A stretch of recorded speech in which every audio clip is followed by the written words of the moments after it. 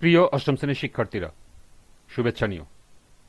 আজকে আমি তোমাদের বিজ্ঞান বিষয়ের নতুন বই থেকে দশম অধ্যায় অম্ল, ক্ষারক ও লবণ এর 107 পৃষ্ঠা থেকে 2 নং সৃজনশীল প্রশ্নের সমাধান করে দেব। প্রথমে তোমাদের বলবো, যারা আমার চ্যানেলটি সাবস্ক্রাইব করো নাই তারা আমার চ্যানেলটি সাবস্ক্রাইব করবে এবং আমার সাথে থাকবে। তাহলে চলো আমরা ক্লাস শুরু করি। বিজ্ঞান পৃষ্ঠা 107, 2 নং সৃজনশীল প্রশ্ন। মনসুরা খানম মাঝে মাঝে পান খান। তিনি একদিন একটি পাত্রে চুন ভিজিয়ে রাখলেন। কিছুক্ষণ পর লক্ষ্য করলেন পাত্রটি অনেক গরম হয়ে গেছে। তিনি আরো লক্ষ্য করলেন পাত্র থেকে চুন নেওয়ার সময় চুনের পানিতে নিঃশ্বাস পড়ায় পানিটি ঘোলা হয়ে গেল। প্রথম প্রশ্ন, ক্ষার কাকে বলে? দ্বিতীয় প্রশ্ন, চুনের পানি ঘোলা হওয়ার কারণ কি, ব্যাখ্যা করো। তৃতীয় প্রশ্ন, মানসুরা খানমের পাত্রে ভিজানো যৌগটির বিভিন্ন ক্ষেত্রে ব্যবহার ব্যাখ্যা করো। এবং সর্বশেষ প্রশ্ন, উদ্দীপকে উৎপন্ন প্রথম যৌগটি ক্ষার ও ক্ষারক উভয় ধর্ম প্রদর্শনের সম্ভাব্যতা যাচাই করো। তো চলো এখন আমরা এই 4টি প্রশ্নের সমাধান দেখে নিই। প্রথম প্রশ্ন ছিল, ক্ষার কাকে বলে? ক্ষার হল ধাতুর অক্সাইড বা হাইড্রোক্সাইড যারা পানিতে দ্রবীভূত হয়। দ্বিতীয় প্রশ্ন ছিল, চুনের পানি ঘোলা হওয়ার কারণ কি, ব্যাখ্যা করো। চুনের পানি ঘোলা হওয়ার কারণ কার্বন ডাইঅক্সাইড বা CO2 গ্যাসের সাথে বিক্রিয়া। চুনের পানিতে কার্বন ডাইঅক্সাইড গ্যাস পড়লে তা চুনের পানির সাথে বিক্রিয়া করে অদ্রবণীয় ক্যালসিয়াম CaCO3 এবং H2O গ্যাস উৎপন্ন করে। এখানে বিক্রিয়াটি দেখানো হয়েছে। এই CaCO3 পানিতে অদ্রবণীয়, এ কারণেই চুনের পানি ঘোলা হয়।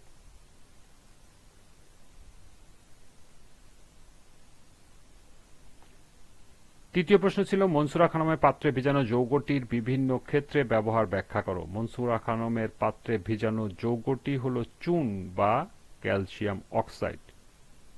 পানির সাথে CaO বা ক্যালসিয়াম অক্সাইডের বিক্রিয়ায় ক্যালসিয়াম হাইড্রোক্সাইড উৎপন্ন হয়। ক্যালসিয়াম অক্সাইড পানির সাথে বিক্রিয়া করে ক্যালসিয়াম হাইড্রোক্সাইড।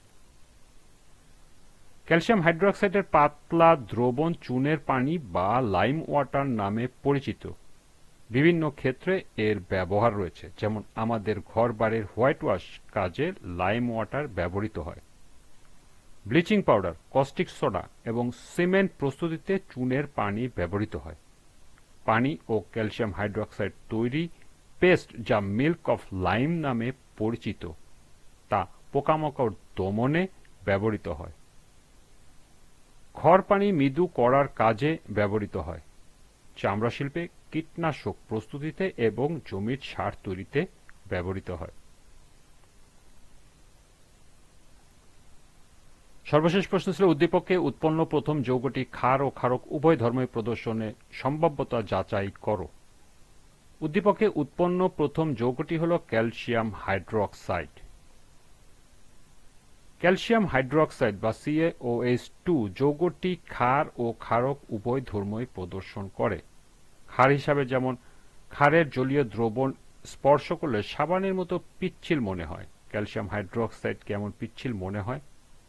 ক্ষারের জলীয় দ্রবণ লাল লিটমাসকে নীল করে। ক্যালসিয়াম হাইড্রোক্সাইডের জলীয় দ্রবণ লাল লিটমাসকে নীল করে।